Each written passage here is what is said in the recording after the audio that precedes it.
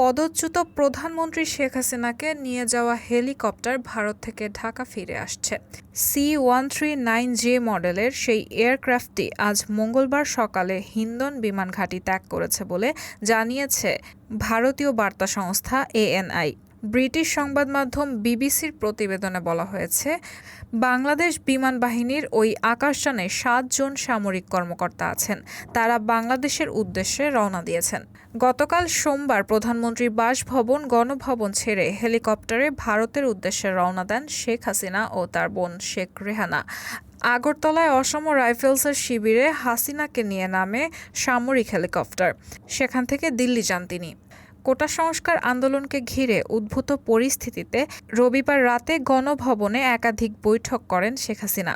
ওই বৈঠকেই তিনি ক্ষমতা ছাড়ার ইঙ্গিত দিয়েছিলেন। এছাড়া একাধিক বন্ধুপ্রীতম রাষ্ট্রের পক্ষ থেকে তাকে অবিলম্বে পদত্যাগ করার পরামর্শ দেওয়া হয়। গতকাল সোমবার দুপুরের পর থেকেই খবর ছড়িয়ে পড়ে শেখ হাসিনা পদত্যাগ করেছেন এবং দেশ ছেড়ে পালিয়ে যাচ্ছেন। রেহানা মুন, সবার কথা।